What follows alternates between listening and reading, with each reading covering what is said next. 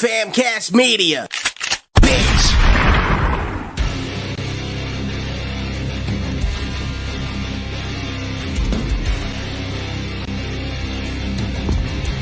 Ladies and gentlemen, boys and girls, persons of all ages, welcome to the most exclusive group in the wrestling community.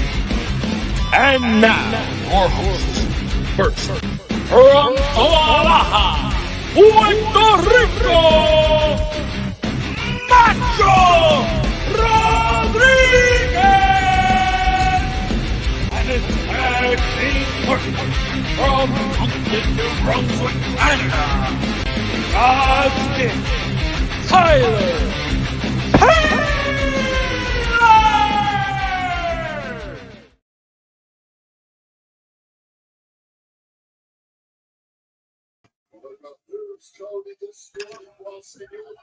Yeah, so there's What's right going there, on? right there. They're gonna have some dysfunction because Damien basically held him for the plancha. Yeah. Well, I mean, I guess we're seeing it here. Yeah. Well, guys, if you're just joining us, we decided to go live 5 minutes before the end of Monday Night Raw. We will do a Raw recap as soon as this match is over, but for right now, we're watching Cody Rhodes versus Finn Balor in what seems to be one of the better Raw main events in recent memory. What do you think? Yeah, I think they've had a good match. I don't know if it's as good as Their last match? Yeah, the last one was that was a triple threat, right? Yeah, that was for advancement to the with Miz, I believe. Yeah. Geez, Finn is not having any luck with foreign objects these days. He blamed Dom for that. Oh God, he's got the briefcase. No good. Oh no! Oh no! That was interesting.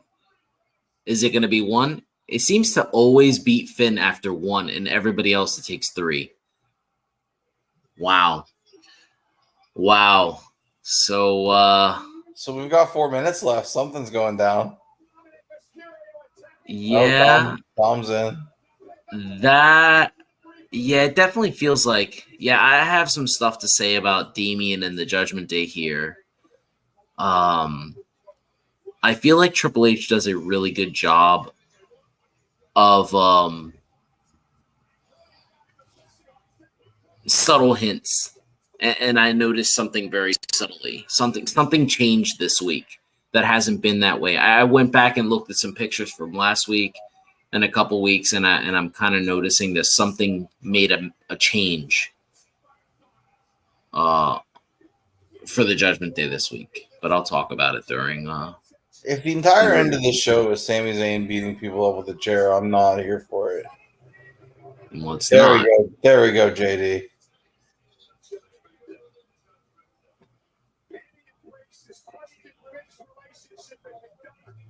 What's Damien's problem? Like, why does he hate JD so much? I don't think he does. I think he's confused. He doesn't know what's happening. He doesn't know. I think it's just adding to the story. I guess. Man, I hate that finisher. But obviously, like, he can't use it because him and Cody have the same finisher. So he can't use it because Cody's a bigger name.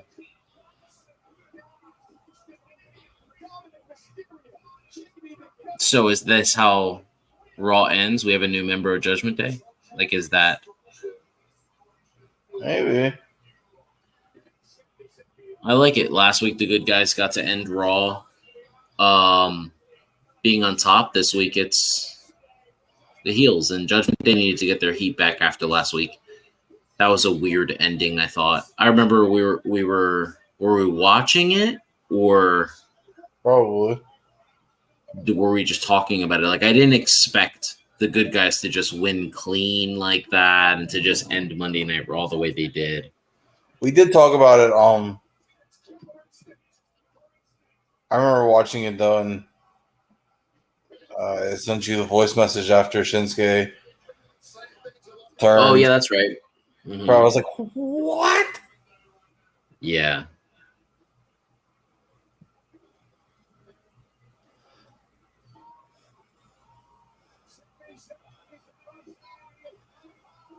Mm. Razor's edge through the table. I love it. I wish that was his finisher. Why can't he just use that? Kevin Nash has said that he is so honored by Damian Priest and the way he he honors the team, like the outsiders. So why does he use that stupid chokeslam? I don't know. That was dumb. They're all standing there, and the ref like just chest bumps Balor and pulls him out of there. Like, what are you doing? Yeah. This is great. So are they just done? So now it's Cody versus the Judgment Day now? Are they just done with Seth Rollins because Seth is on to Shinsuke Nakamura? Seems that way. Okay.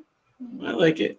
Now I want them to bring JD in the ring. Like celebrate with him. Like bring him in. Like introduce him right away. Like, come on. Oh, look, they're hugging. I know, yeah. But they're just leaving JD on the outside. Like, Poor JD is just like, look, I helped. mm-hmm. He's like the little brother. He's like, I helped. Mm-hmm. Interesting.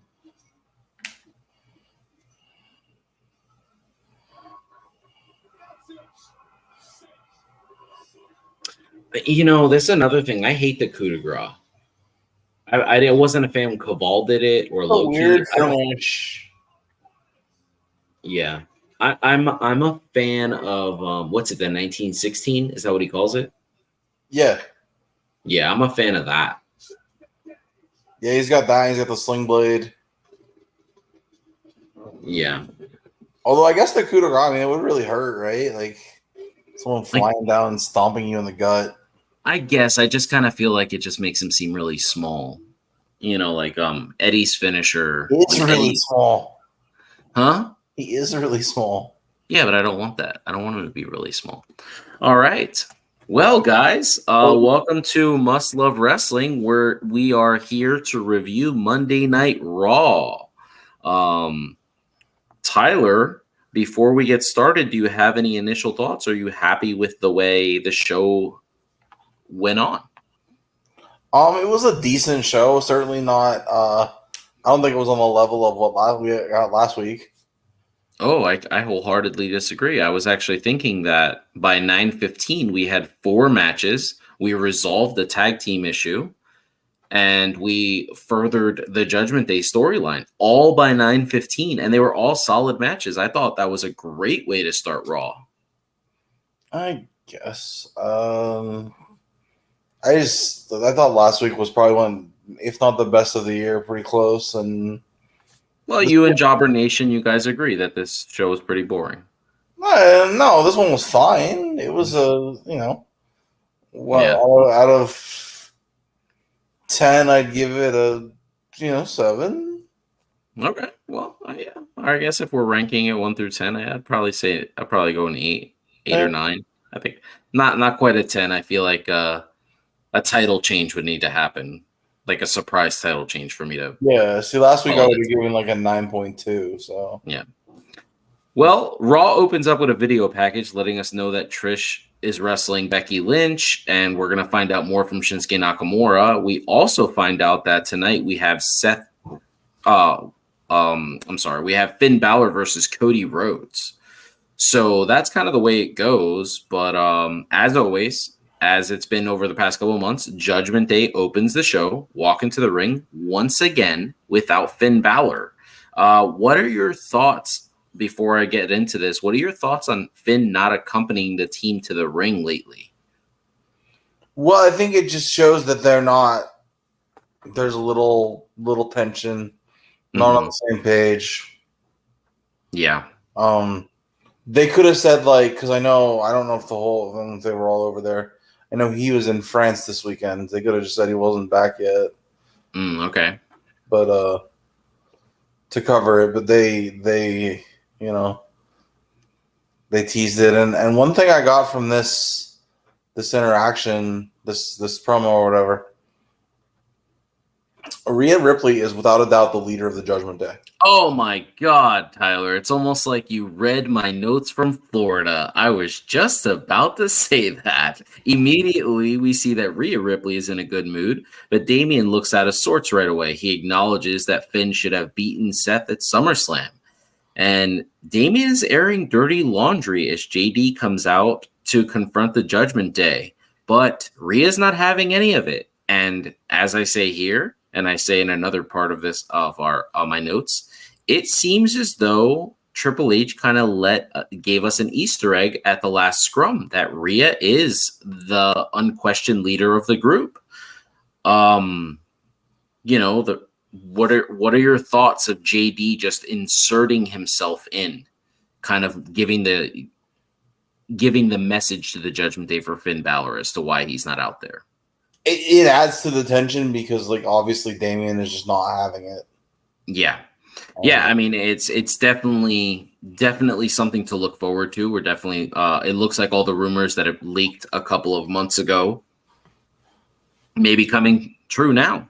The first match of the night is JD McDonough versus Sami Zayn, and immediately I noticed how phenomenal JD McDonough works in the ring. I mean, his style is wholeheartedly like my favorite style of professional wrestling. He is a technician, the way he works the body parts. And we know that his move is like a pull Saito bomb. So like, we know that like, there's no reason for him to work the arm other than the fact that he messed it up last week. And now he's going to continue to work that part of the body. But he's a technical master, and Sami Zayn, what a great job! And I'm going to point this out a couple of times in the show with different wrestlers, but what a great job in making JD McDonough look brutal and making him look great. But just by the way he's selling, what do you think of this match so far? Yeah, I like the match. I noticed some similarities between JD and a former wrestler, and this was before he did his finish, a former wrestler who's no longer with us, just in his intensity and the way he focused on a body part and was really aggressive with his work. Yeah, if he started using that finisher, I would be all for it. Yeah. So I'm assuming we're talking about the same guy, right? Yeah. That's my favorite submission ever. I think it's the best submission. I was thinking that, and then he went to the crossface, and I was like, apparently I'm not the only one. Yeah. But this match is this is a 2-segment match, and for those that don't know what that means, that typically means that there's a commercial break in between the match progressing. So we had a 2-segment match as a starter. And overall, I'd give this match like a B+. I thought it was great. Finn Balor comes out to help JD McDonough. So he doesn't come out with the Judgment Day, but he comes out to help JD McDonough potentially win this match. But Sammy gets the upper hand. And Sammy wins with the haluva kick. Were you happy with the finish? Did you think it made sense with Finn coming out? Or would you have had JD get his win against Sammy today?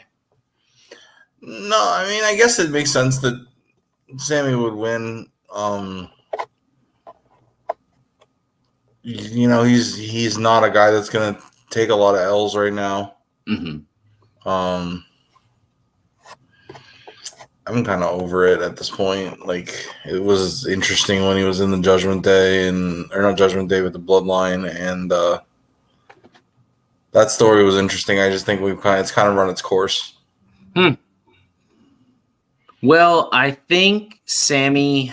I think this has been one of those things that are a knock on him. I gotta say we talk about 83 weeks on here a lot because Tyler actually introduced it to me and I just now started listening to it. But recently, Eric Bischoff talks about Sami Zayn, and he actually says that he thinks Sammy has the ability to be like Daniel Bryan, to be like that version of a talent. But he alludes to the fact, like, character-wise, Tyler.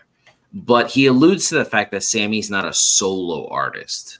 And that's what we're watching. Every time Sammy is successful, he either has Drew Gulak, or he has the Bloodline, or he has Kevin Owens, but he's not a solo artist. And right now, watching him kind of solo it up, it definitely sticks out. But I'm enjoying what I'm watching, though. Yeah, he's good. He's just good. Yeah. Okay. So after the match, we go backstage and we see Chelsea Green. And now we know on television, they are telling the world how Sonya Deville tore her ACL. She did have successful surgery this week, so good on her. Prayers up to you, Sonya. Jersey strong. Show the world that. Has anyone ever had an unsuccessful surgery, by the way? Like, they never say, so-and-so had unsuccessful surgery. Forrest Griffin. Okay. He got a staph infection while like a couple days after he got his surgery, so they didn't consider it successful because they must have. But we could do an MMA show another day. Getting back to this, Adam Pearce is about to strip Chelsea of the titles, but Chelsea stands her ground. She recommends doing a Chelsea's audition, which she's been pushing all week. And I got to be honest with you, Tyler, before I continue here, I think this is one of those Zack Ryder moments. I think Chelsea possibly sold this gimmick during a week. I think the original plan was to have a tournament to strip her of the titles. But I think with the way celebrities, not just you and I, but celebrities jumped on the bandwagon for Chelsea this week, I think WWE saw money. I mean, actual celebs were like auditioning with Chelsea. So what did you think that was a smart move, or do you think it was kind of iffy because we know how it worked out for her husband? No, I liked it. Right, I forgot Zach's her husband. Yeah. I like it a lot, and I actually was wishing we would get that. Yeah. Well, I mean, she recommends that, and then Katana and Kaden come in, and before they can even get a word in, which it seemed immediate that they were going to jump, like they were going to ask for a title match or ask for the titles to be stripped. Piper Niven knocks Katana on her ass and just looks at Chelsea and says, "I'm your new partner." Tyler, fucking brilliant. I love it. No issues. I love it. I love the Chelsea pullback, almost like, well, you kind of got to audition for Piper to shut that shit down and just rip the belt out of her hand and said, "You didn't hear me. I'm your partner now." And I don't know if you've been paying attention to social media, but Chelsea has slowly tweeted, and then now she's just like fully accepted that Piper's her partner. She put out a collage and stuff. Like it's great. Even Piper, her tweet today after she posted it was like a selfie with her holding the title, and her caption on the tweet was, "I deserve this." Love it. I love it. Yeah, she absolutely should be a killer. Mm-hmm. But she's also funny. Yeah, absolutely. She did really well with the Dewdrop character, but if people want to go back, just to give you a quick little like homework, if you want to go back and watch Piper Niven tear the fucking house down, guys, the Mae Young Classic, she has killer matches with Zelina Vega and Toni Storm. Go watch those. Listen, Piper Niven and Toni Storm are like perfect in the ring together. Apparently they worked each other a lot overseas, and we saw it in the Mae Young Classic. So guys, go back and do that. So ultimately you're happy with WWE just accepting it, and now we have the new women's tag team champions is Chelsea Green and Piper Niven. Yeah, I like it because I think it would be unfortunate if Chelsea lost her opportunity because of somebody else's injury. Agreed. And to add on to that, the fact that Chelsea's missed a lot of her career due to like injury, like she broke the same wrist how many times? Right. I mean, like now she's gotten the opportunity, and I'm really glad that they're sticking with her because she has been money. She has.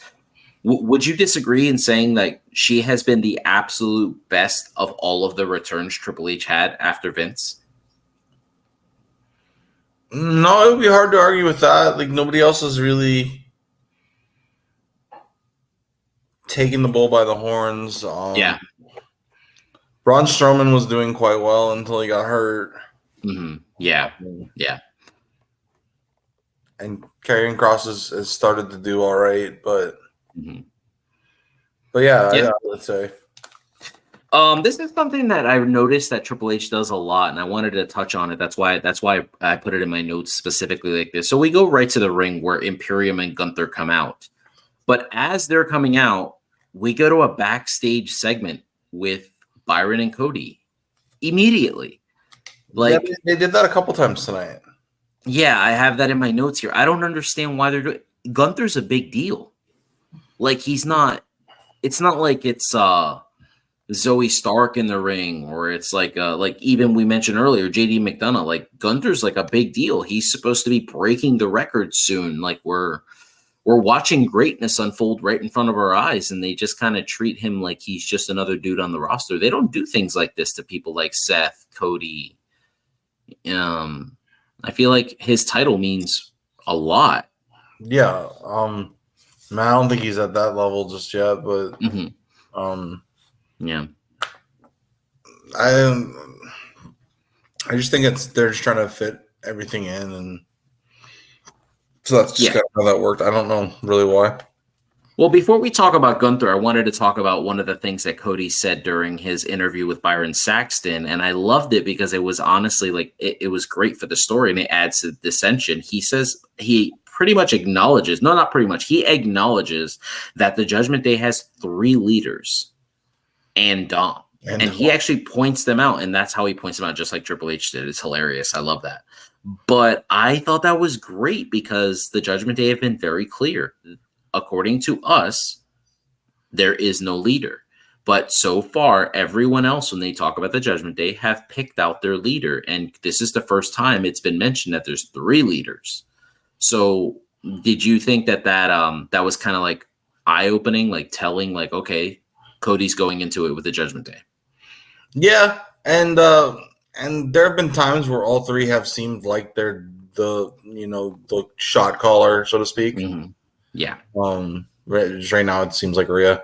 This is the point of the show where we kind of like realize they're really pushing to say that the Judgment Day might be the top faction in all of WWE. Mm-hmm. I think they're really, really, really trying to sell problems in the bloodline. Yeah, I love that. Bloodline. You pointed that out during the show. I love that you said that because as anybody who follows me on TikTok knows, like Judgment Day is a lot of my content. I talk about them constantly, so they're definitely a favorite of mine. We'll get to the Liv Morgan thing, Tyler. I know you want to, but before Gunther could talk on the mic, he starts catching massive heat from the fans, which is new. This is the first time where he's like acknowledged the fans and like he let the heat come to him. And what an added layer of depth to his character. What did you think? Yeah, I see it. Also, we have to remember we're in Canada. It's Bizarro land. Mm-hmm, mm-hmm. So we're going to get some reactions that we don't normally get, like the boos for Becky Lynch. Yeah, but what if Canada starts something? Canada's a great wrestling country. So what if they start something and now this becomes a new thing where Gunther goes to grab the mic and now the fans let him have it? Like, that would be phenomenal, wouldn't it? I mean, yeah, he's a top heel, so. Yeah, I love that. I love that. Over the past 2 weeks, Gunther has pointed out that, he's close to breaking the all-time record, which is pretty interesting because up until recently, he himself and most of the commentators and stuff, they haven't really pointed this out. They've pointed out that he has a long title reign, but now we're getting to it where they're pointing out that he's this close to breaking the record. What do you think about them finally acknowledging that the record may be broken? Well, we're within a month, right? Yes. Yeah. So, I mean, I guess if you're going to do it, now's the time, right? Yeah. Agreed. I mean, wouldn't that be a swerve? But we'll get to it later. He loses it like a day before. Yeah. Well, I was going to say that. So Gunther had so we get Da Vinci versus Chad Gable, and they keep Gable strong by having him beat him. He doesn't do the full Morgan German suplex, but he does just beat him with a classic German suplex, old school style. And right after that, Gunther is super unhappy. He says that this is not how it ends. And Tyler. I gotta say, man, I love this about Gunther. This is the second time where he's done this. The Chad Gable, when he beats the clock and he's like, no, it's not over. And he continues the match until he wins. And then this time, Imperium loses and he's like, no, it's not over. And then he challenges Otis to a match. What do you think about that part of his character being added? He just refuses to accept defeat. Yeah, it's another layer. Yeah. What a great. I that we're getting deeper with him because for a long time he was just the ring general, and that's great. But I love that you can hear the French ladies. Did you hear the Frenchy French? The little phlegm in his voice. And he's got a little Frenchy French. Anyway, we're gonna move on from there. He wrestles. Are you talking about me? Yeah, the way you said it, I can't say it like that. You say it just like Kaiser.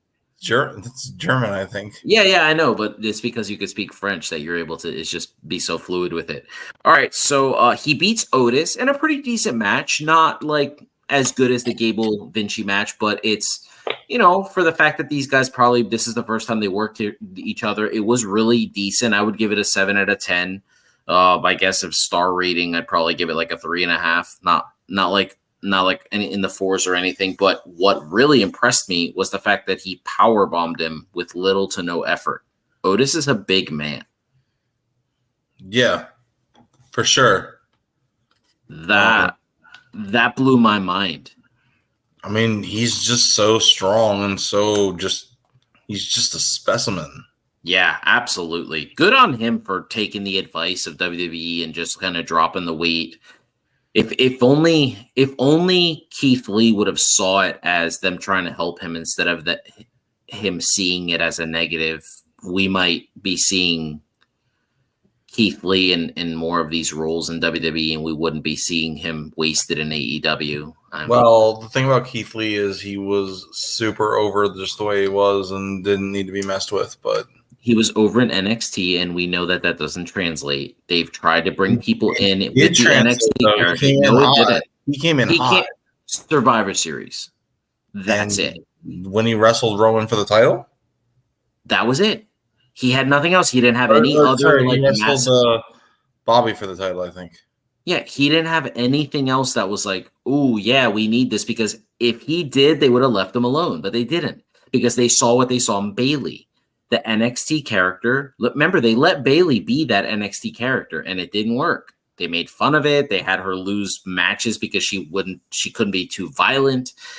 Anyway, I don't know. There's a lot of reporting that that Keith Lee is just really hard to work with, but he works for another company. We could talk about him and how AEW doesn't use him another day.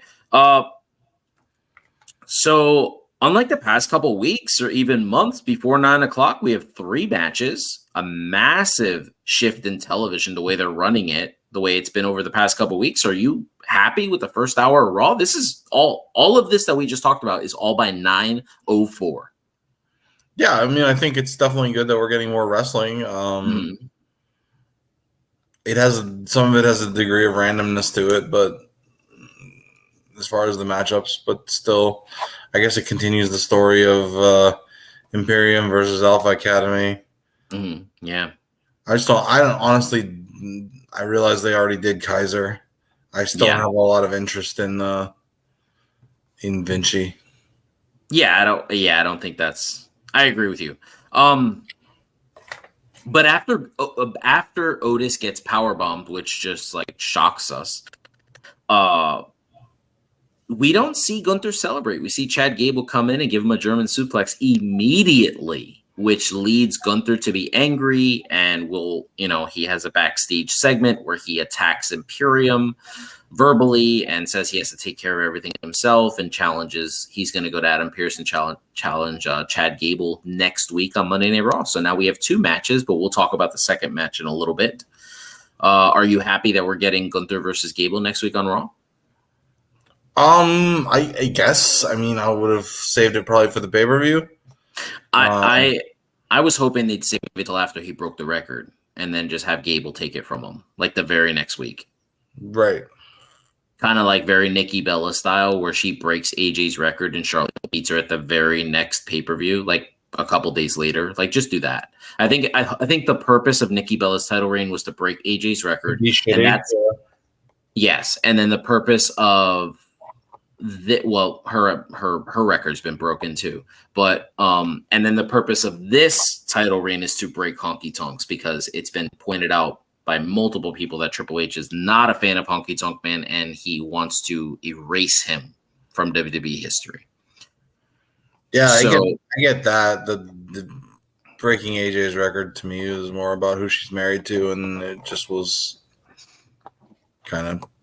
She left on some sour notes too, because they felt like she didn't tell them she was leaving. I don't know if you remember when this happened, but she didn't tell them she left, and had they known, they never would have had her and Paige go over at Mania. They would have put over the Bella Twins, because that would have been adding to their story.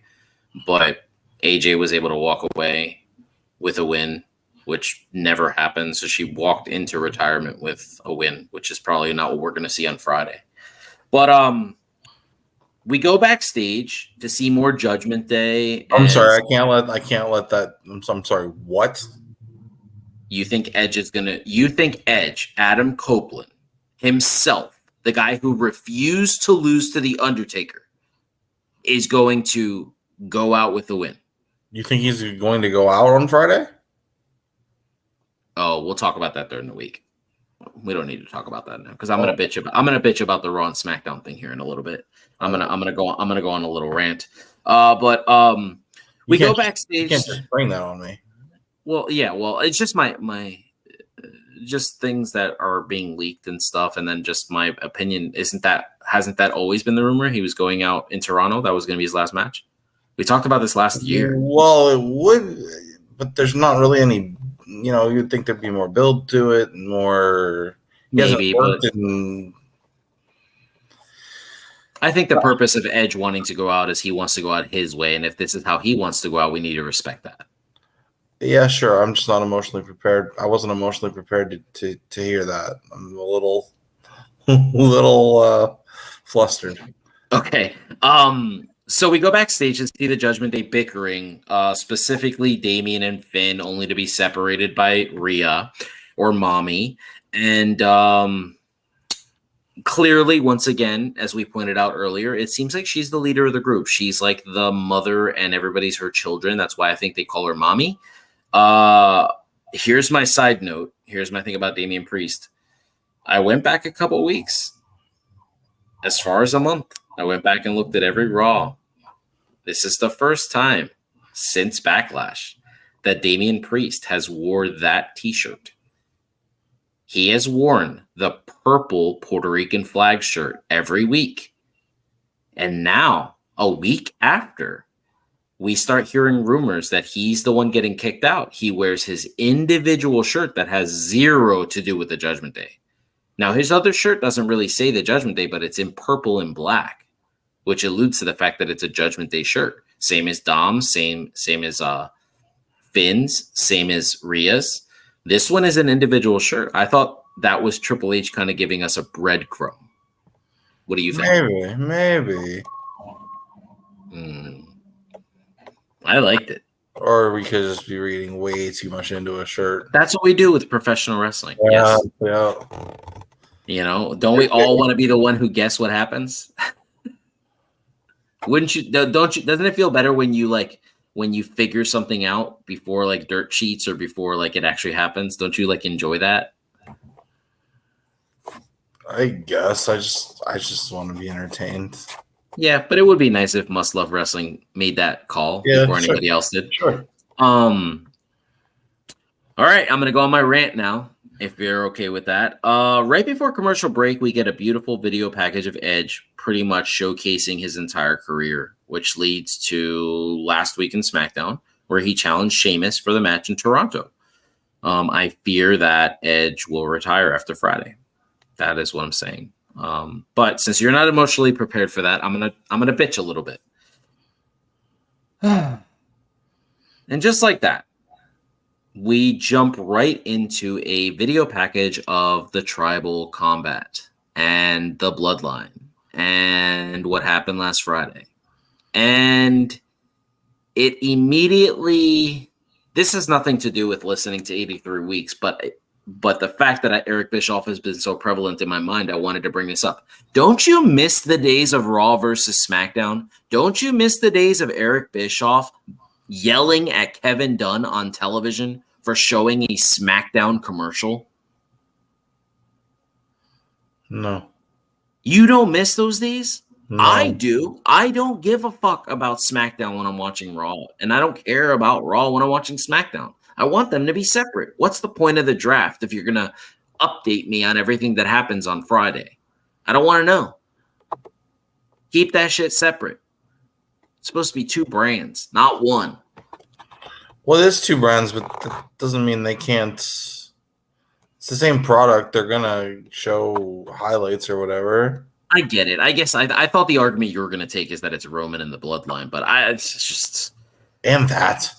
Yeah, I just don't. I feel like it's unnecessary. And especially if all reports are that the Bloodline will not be there on Friday, so we're looking to further stories with like Sheamus and Edge and, you know, the Karrion Kross and AJ, and we're moving on to like letting those stories be like the focus of Raw, which is something we talked about this weekend. Then that's what I want to see. Don't remind me of the Bloodline. Let them leave my mind, so that way it doesn't feel like they're, you know, let me miss them. The absence makes the heart grow fonder, doesn't it? You if you never leave, right? Exactly. So stop fucking showing me stuff on every show. I don't want to know about the Bloodline. I swear to God, if they have a video package tomorrow on NXT, I'm gonna lose my shit. We go backstage to another segment with Drew McIntyre. It looks like it was taped earlier today where Matt Riddle tells him he needs a partner. Drew tells him to slow his roll. I love the way Drew talks. It's just great. And he tells Matt that he might be available if Matt needs a partner. So we get Matt Riddle, first entrance, the Viking Raiders, and then right as the bell's about to start, we get Drew McIntyre. What do you think of the way this was done? It's very same with Randy being reluctant to tag with him. I don't know if you remember when Austin was the tag champ by himself and he needed a partner, but he wouldn't tag with Mankind. And then he ended up tagging with Dude Love, but like he was just reluctant to tag with him until he needed to. Mm-hmm. It's very recycled kind of. Yeah. Like I'm already waiting for him to turn on him. You read my notes again. That's great. Before we go to the ring, we have another video package before the ring starts, which is the second. You said that there's a couple in the show. This is second. It's a video package of Indy Hartwell.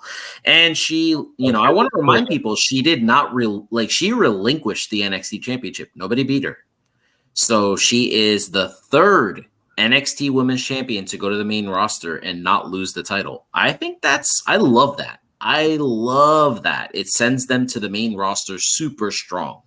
And there's a lot of knock on Indy that she's just not ready for the spotlight. Well, we're going to talk about Indy in a little bit here, but I'm ready to go to war for Indy here. But going back to the ring, Drew gets the win with a Claymore. It's fine. It's a fine match.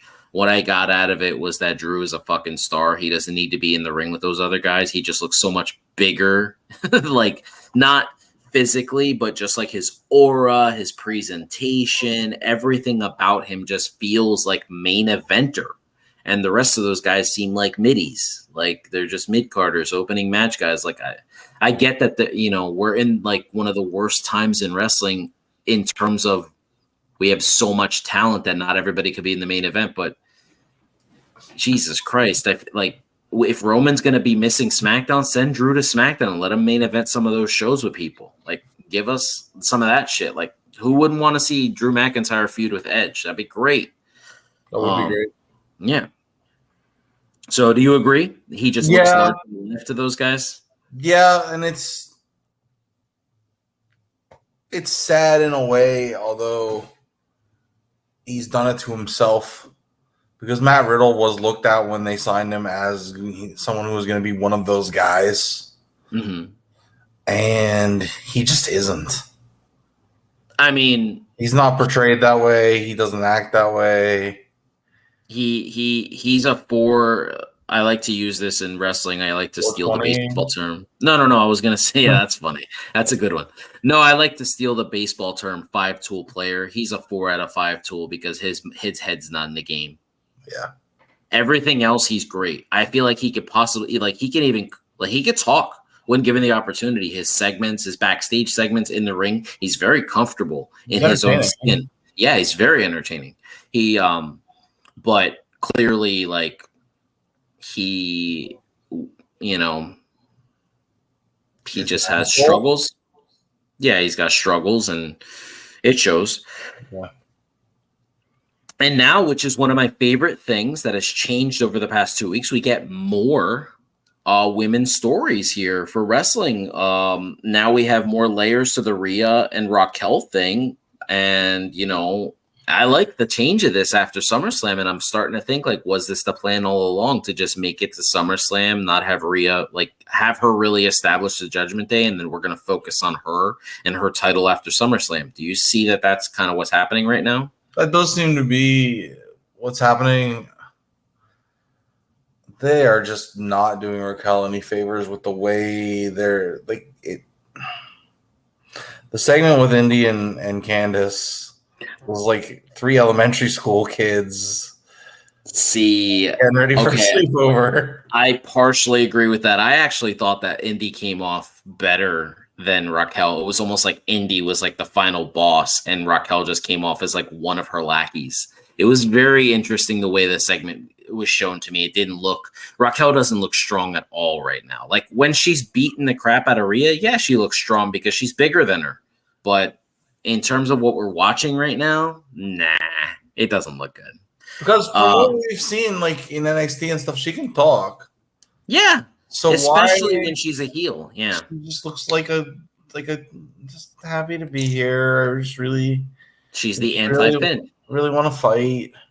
Yeah, she's the anti-Finn. She's playing a good guy, but she's a bad guy.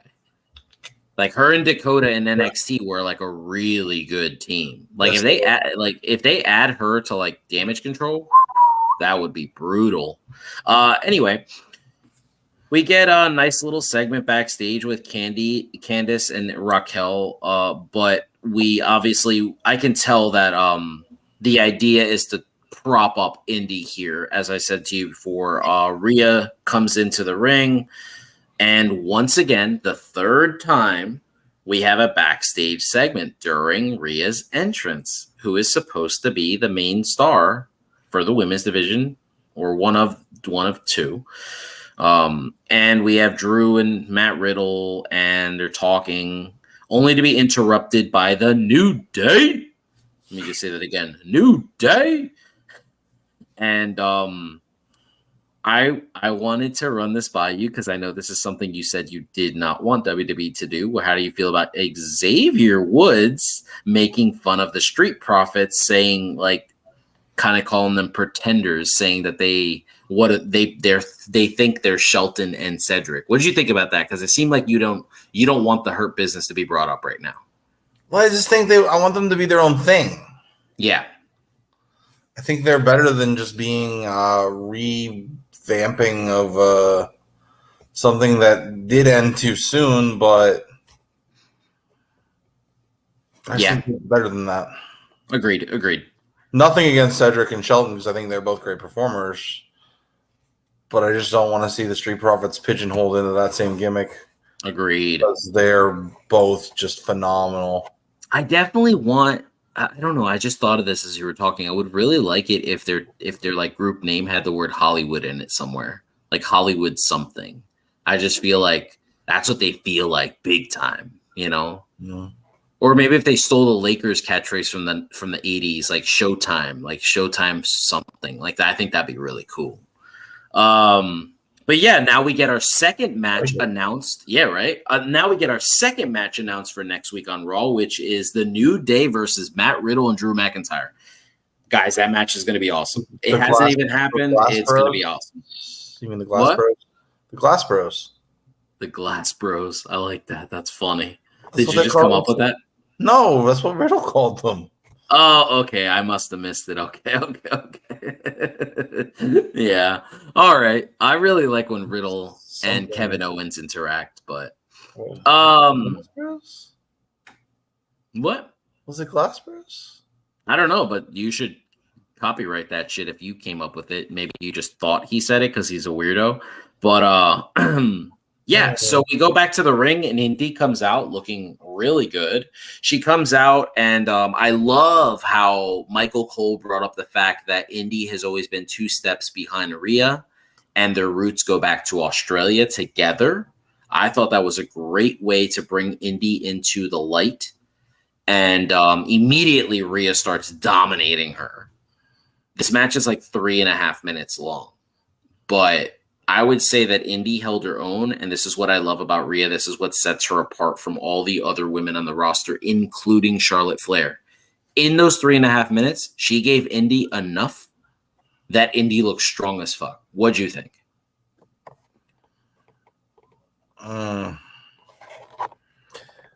I guess. Yeah, because I'll say, like, it's pretty much what I was expecting. The match from Rhea and Liv a couple weeks ago, and it just ended up being an angle. Yeah. It's pretty much what I expected the match to be, where Rhea dominates, she fights back a little bit, and then she gets beat.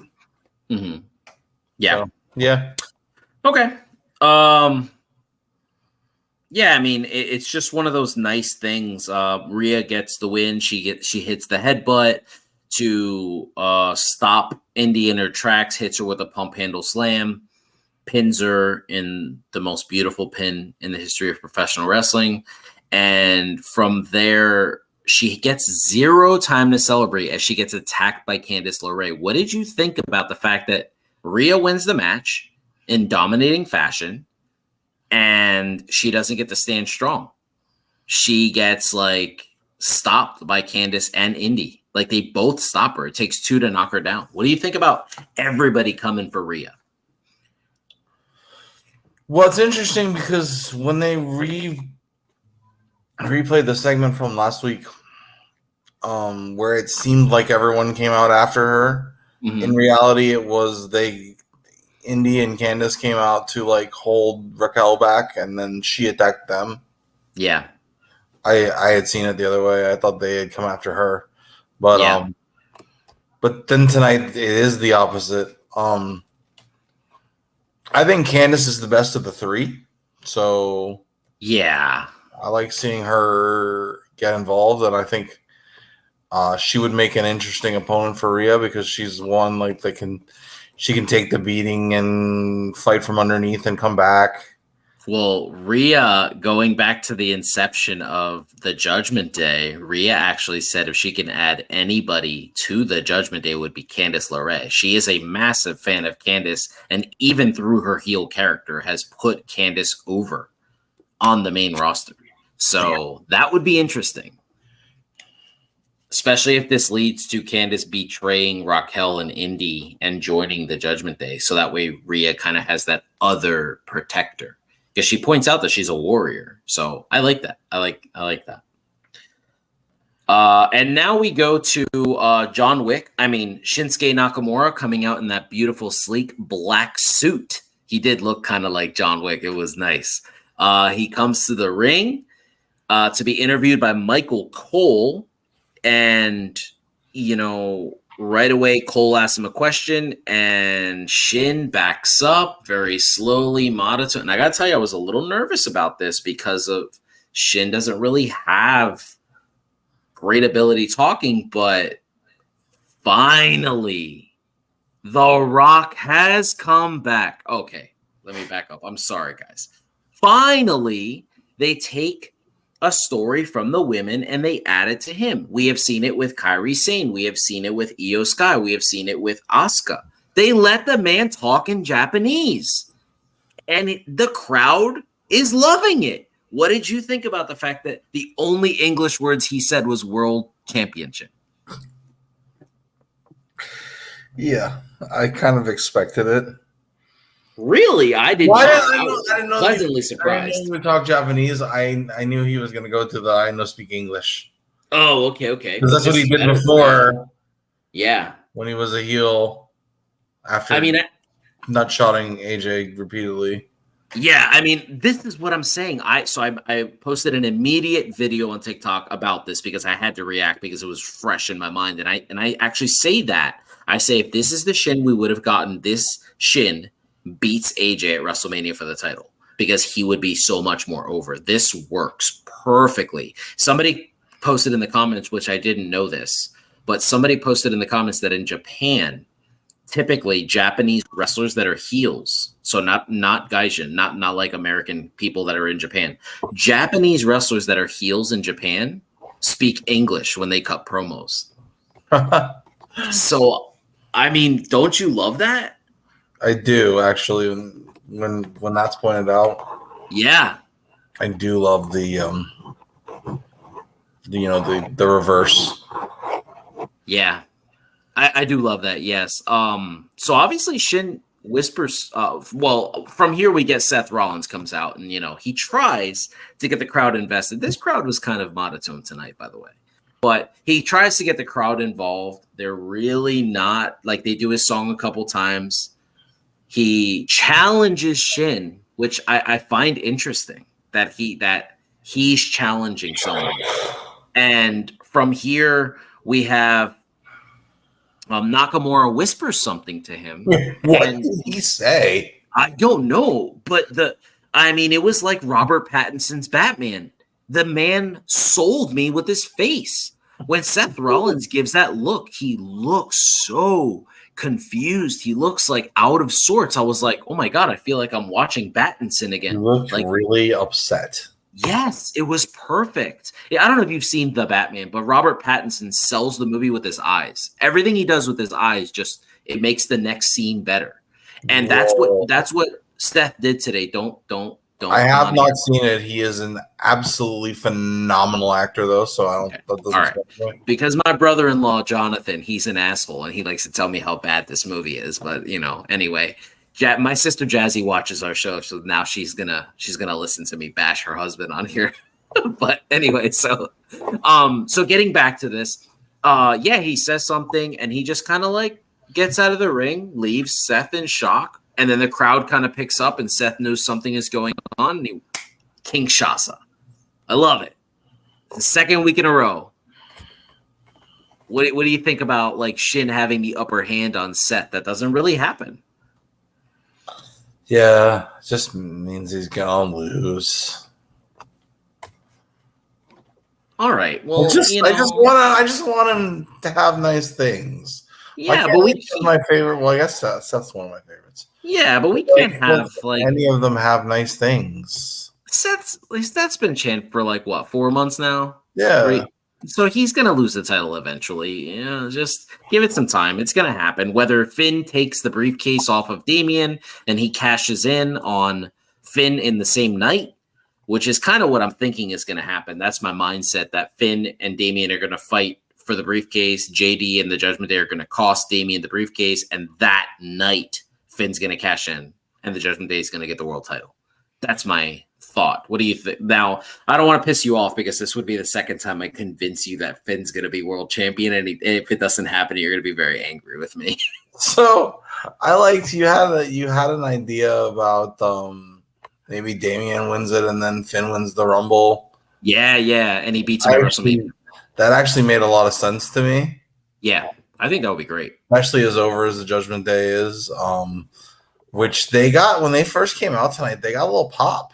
Yeah, it's very NWO-ish. That's what they realized, oh shit, we're supposed to boo them, and then they started booing. Yeah, it's very NWO-ish. I love it. All right, so here we're at the third hour, and me and Tyler talked about this a little bit, and I will say something, and then Tyler, I want you to repeat what you said about the internet.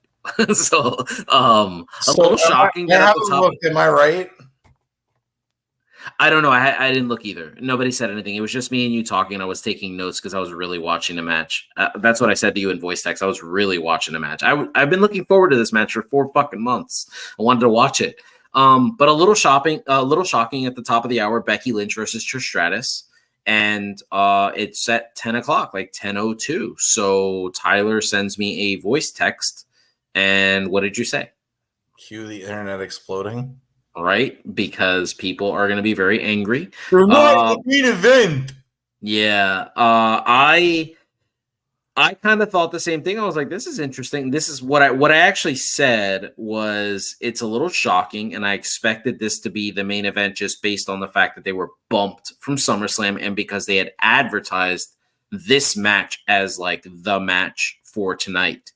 But I think that they fucked up because they pointed out that they said that this is Trish Stratus's hometown, and it's not. And I don't know if it was Adam Pearce making that mistake or if it was unintentional, but you know, Winnipeg is not Toronto. Yeah, agreed. So the matches, I mean, I thought it was solid. I do want to make the point that I made to you on as well, though. Yeah. About a year ago, Corey Graves was asked why like these main matches were main eventing the show, and what he said was, if we have a match that we think is going to draw people in, a lot of times we like to put it at 10 o'clock. Because we know people are going to tune in for the last 15, 20 minutes of the show to see what's happening at the end. So instead of putting the match that we think people are really tuning in to see there, we put it at 10 o'clock to keep them for a longer period of time. Yeah. And this was in regards to Bobby Lashley was when he was like trying to restore the U.S. title to prominence or whatever. Which they did. Between him and Apollo Crews, they definitely did. And unfortunately, Austin Theory ruined it again, but that's fine. He didn't ruin it. I don't want to. We'll talk about SmackDown on Friday, or Saturday morning. So talk about that. Yeah. Because it's more than ruined now. But anyway, I wanted to say that I loved that there were 2 T-shirt trolls in this match. Did you catch them both? No, I saw. Are you talking about Trish wearing said "Thank you, Trish"? No. So the 2 troll T-shirts was Becky's new wrestling shirt, which is a lemon. Okay. In reference to the lemonade thing that Triple H and her are kind of going back and forth with each other. We should say on here, because I don't think we said it on a podcast yet. Me and Tyler talked about this last week. I think it was a couple podcasts ago. This is starting to feel very much like Austin McMahon. Like Becky and Triple H are about to start a feud here, and Triple H is purposely keeping her down. And dude, if that's what happens in this day and age, this is going to be the perfect feud for going into 2024. It's just going to kill. And, I feel like a lot of people, myself included, are going to eat their words about Triple H if that's the way this goes. Because I really don't think he's been booking a certain demographic correctly. But I don't do this for a living. I talk with you on the internet about it. So the other troll was as they were fighting in the back, after the match gets thrown out for no contest, which I love. So because of I thought this was a good idea because they got bumped from SummerSlam. They got put on tonight. And I was like, this doesn't feel final to me. Like, even if this match ends, it doesn't feel final, but now we know it's not. When they're in the back, Trish picks up a Seth Rollins shirt to in Becky's face, and Becky grabs it right away. Like, what are you doing? You know what I mean? I just thought that was great. Such a great. I didn't notice the shirt. I saw her grab a shirt. Yeah, and then as Becky's about to hit the manhandle slam, for those of you that don't know what that is, that's the rock bottom, which she was blessed with by The Rock to use, which I love that people do that, but that they contact legends for that.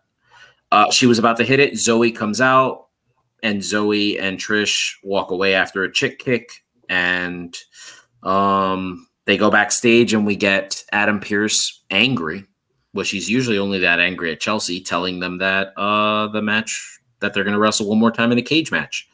So are you excited for that? Because Becky in a cage is awesome, man. She puts on great cage matches. Yeah, I like the brawl through the crowd and then into the on the concourse.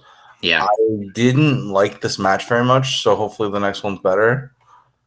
I think that was the intention. It was to leave you wanting more. Like, I just felt like that match. Just felt like Trish was just a little sloppy, and like a lot of her moves look kind of fake.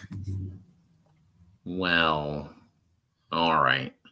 I'm not going to disagree with you because the last Lita match, Lita looked pretty. That's exactly what I thought of.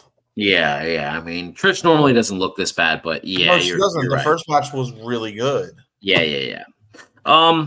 Yeah, all in all, I was pretty satisfied with them progressing the story and not finishing it tonight. So that's kind of how I felt. So now we're on to the Cody and Finn main event, and we watched it with you guys at the end there, and we saw that Cody gets the W after one Crossroads, which I find as I'll bring up again, and I'm hoping Tyler can. Finn's kind of his boy, but so is Cody, so I don't really know who he's rooting for here.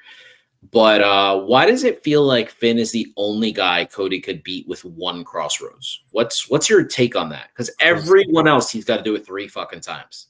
He just fucking loses, and that's all he does. Just whatever. Well, he's like the top jobber in the company. Yeah, you sound a lot like me during Brian's beginning of his AEW run. Huh? He's X-Pac. He would hope to be that good in the ring. The fuck? Okay. You're not serious. No, come on. Very serious. You think Finn Balor is better than the 1, 2, 3 kid, better than 6, better than X-Pac. Not end of his career X-Pac. We're talking prime, the Click version of Sean Waltman. Which version is that? We're talking 1, 2, 3 kid. We're talking 6. And we're talking the very beginning of X-Pac, like maybe up until Kane. Like that version. You think Finn is better than all of that, Sean Waltman? He's just as good. Okay, but not better. I mean, he doesn't throw as many spin kicks, but that was pretty much X-Pac. That was his finisher when he was the 1, 2, 3. Entire offense. Yeah, it's fine. It was still great. I want to see Finn put on a match. I want to see Finn put on a match with anybody the way 1, 2, 3 Kid and Bret Hart did. Fucking figure skater out there just spinning around. Well, here's the luxury of it. Damian Priest wrestles very much like Scott Hall, and we have seen the 1, 2, 3 Kid and Scott Hall put on bangers. We have not seen Finn Balor versus Damian Priest be a banger of a match. Finn Balor beat Damian Priest for the United States Championship in a snore fest on Monday Night Raw. Yeah. That was a pretty bad match for both parties, being that they're both really good wrestlers. So I'm not really much looking forward to the two of them feuding, but I understand why. I believe it was on a takeover. They had a really good match. Was that on a takeover?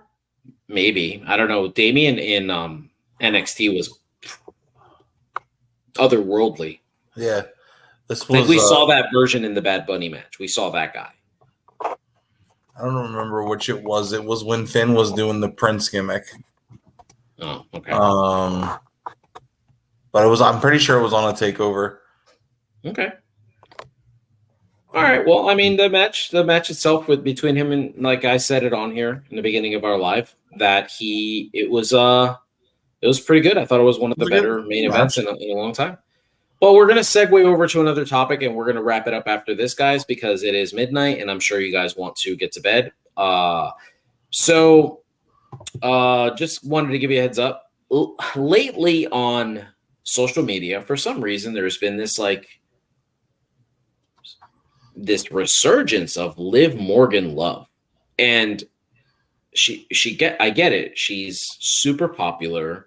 People love her, and it's not just because of the way she looks. I know that, guys. So don't try to use that argument. I'm not going to allow it here. We're talking about Liv Morgan, the character, okay?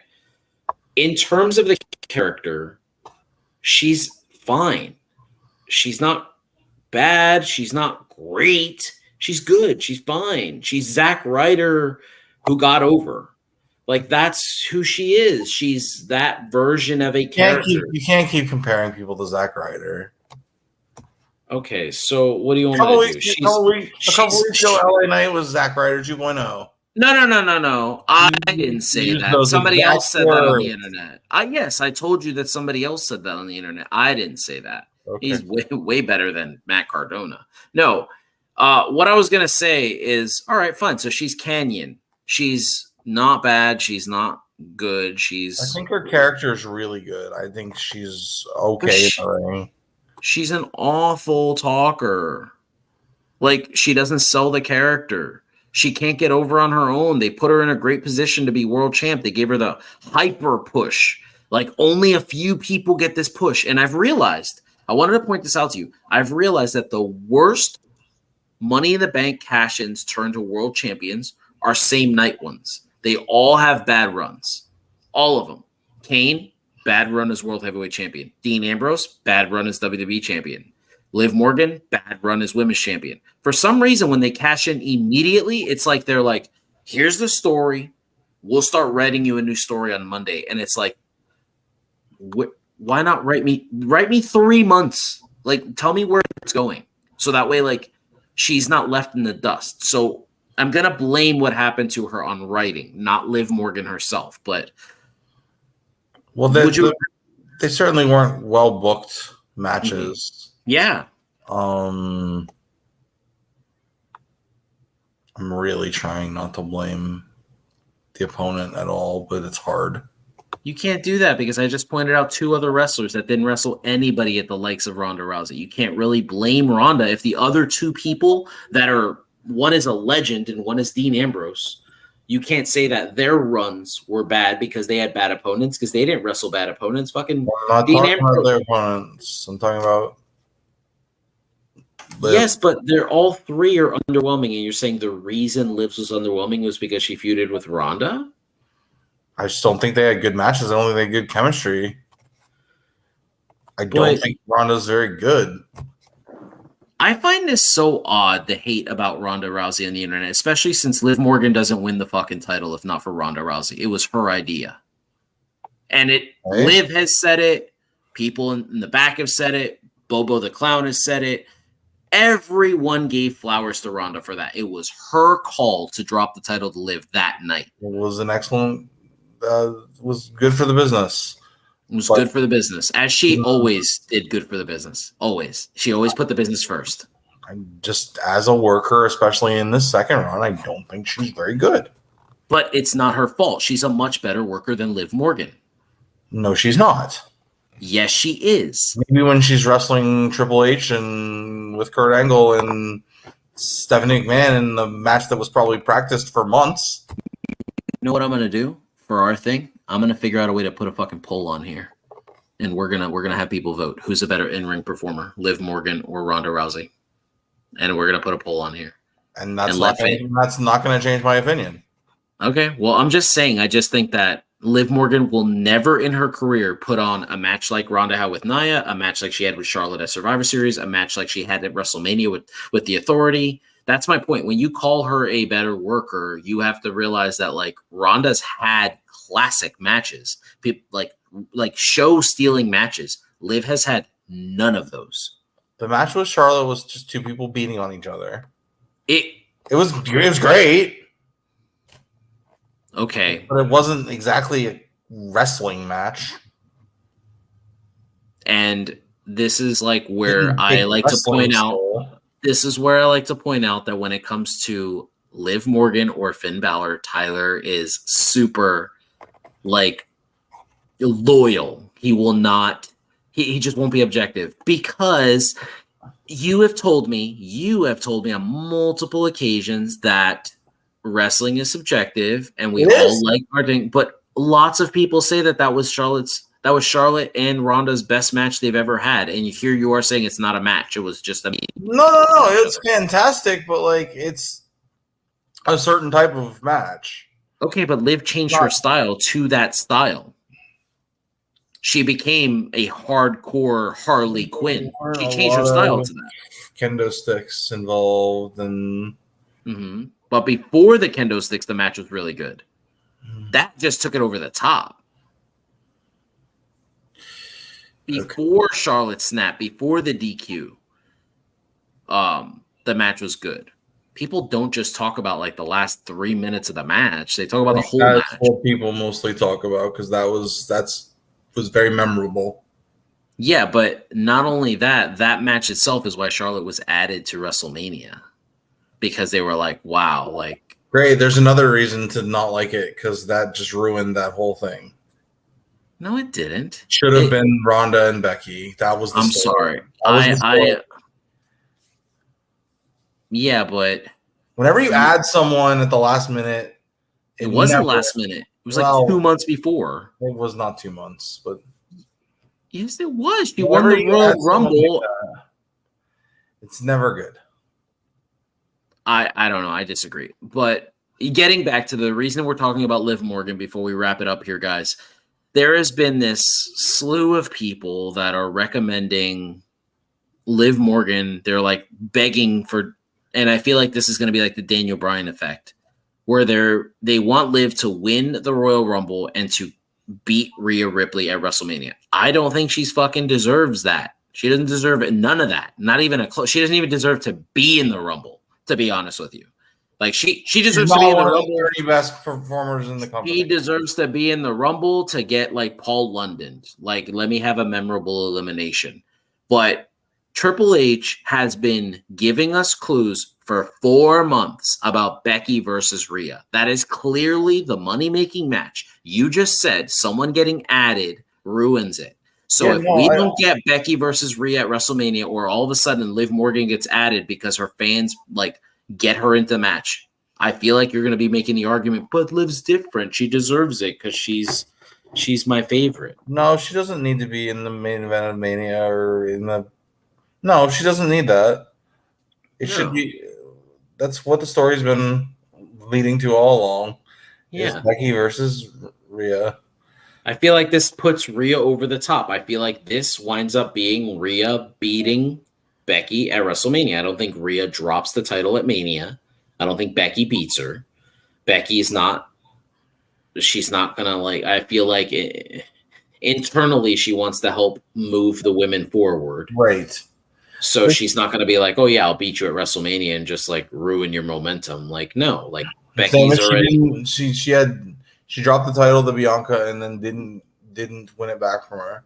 Exactly. So I feel like, and that's what's going to happen. This is why I feel like there should be a mid-card title for the women, because you can be a popular performer and a decent performer and all the things that Liv is, and doesn't mean you have to wrestle for the title. Well, all right, this is going to be my last time talking about Ronda on this podcast for a little bit, just because I feel like she needs a break from wrestling. This is the issue that Ronda had originally. She said that she didn't want the title because the only stories that women get on television are with titles.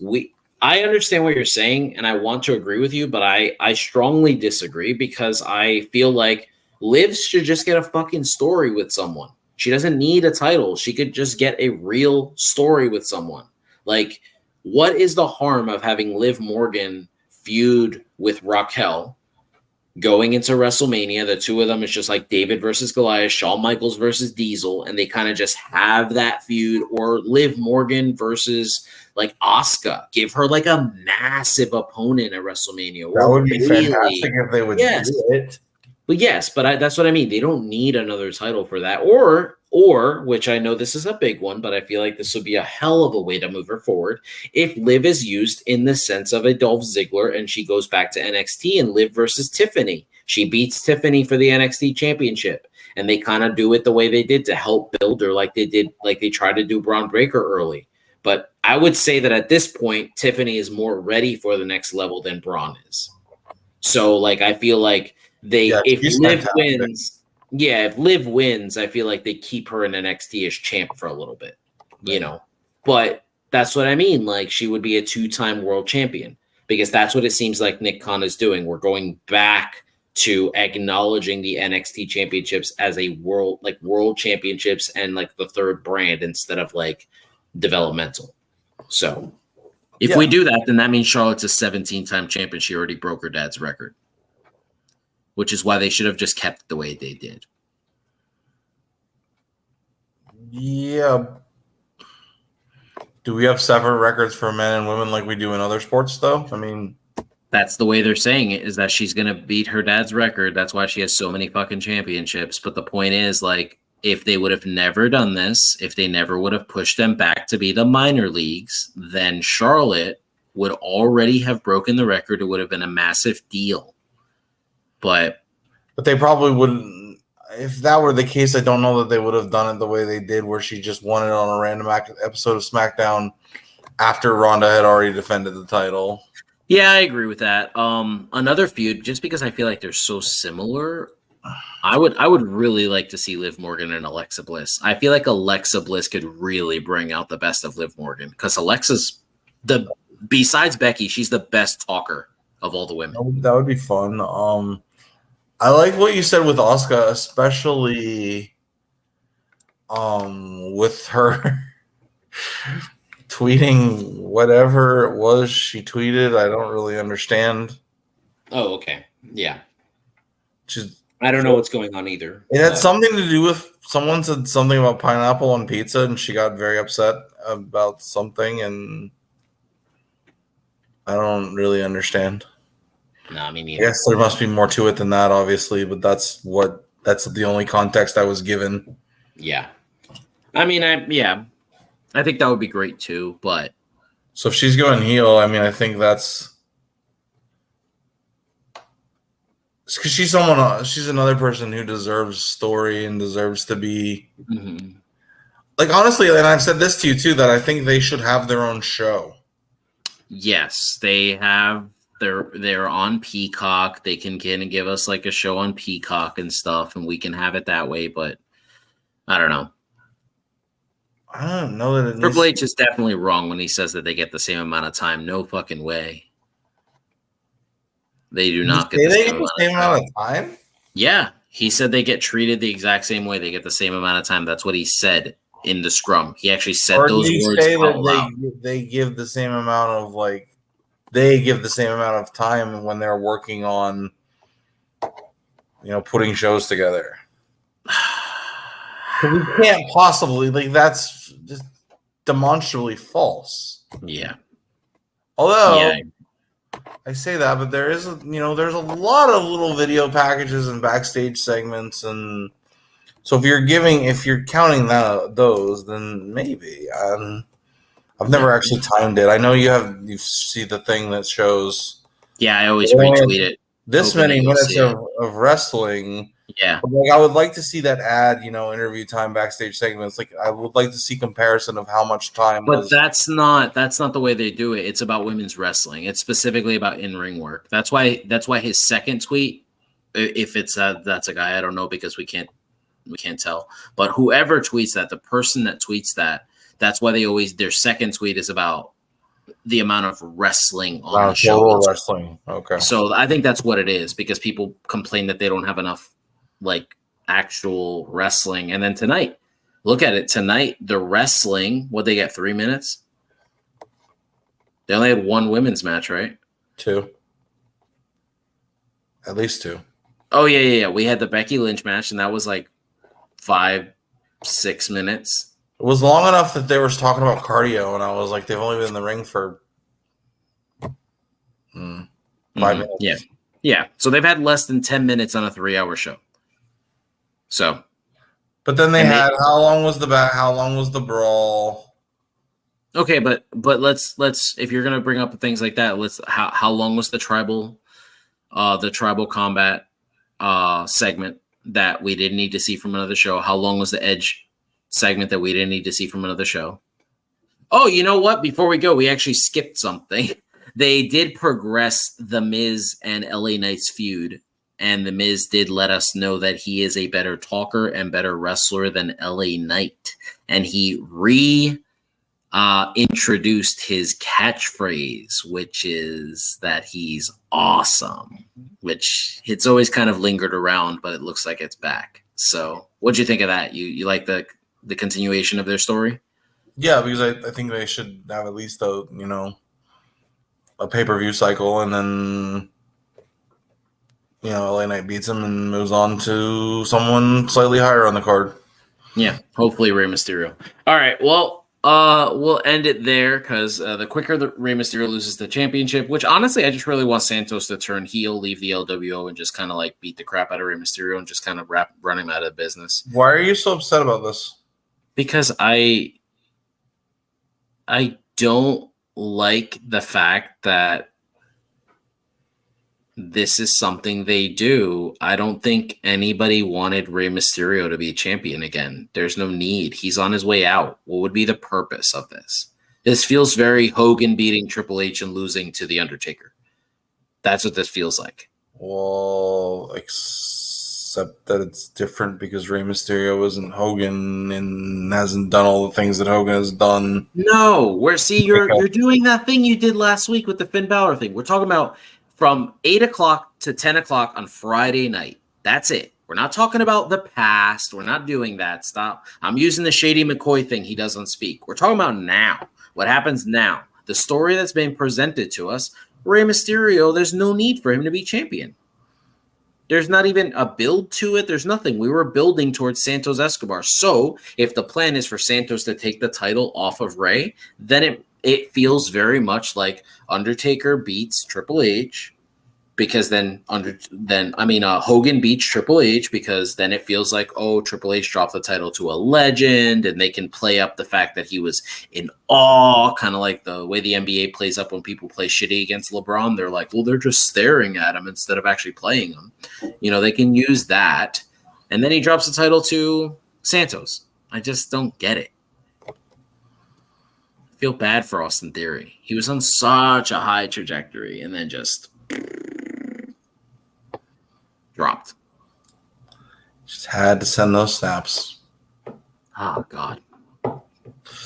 Yep. That's what it is. Triple H isn't going to have that. Yeah. No, I agree. I like it. I like the fact that he's standing his ground and he's not pushing him anymore. But, yeah, we're going to wrap it up there, guys. It's about close to an hour and a half of our Raw recap, which is it's hard to do a Raw recap in less than an hour when the show is 3 hours itself.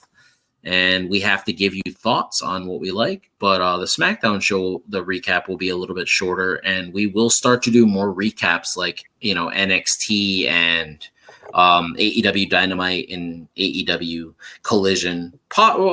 We might not do Rampage. That just feels unnecessary. Not doing Rampage. Yeah, that just feels unnecessary. But, but if we do Rampage, what we'll do is we'll just add it to the SmackDown review. We'll just do the SmackDown review and then just do we'll just add thoughts on Rampage.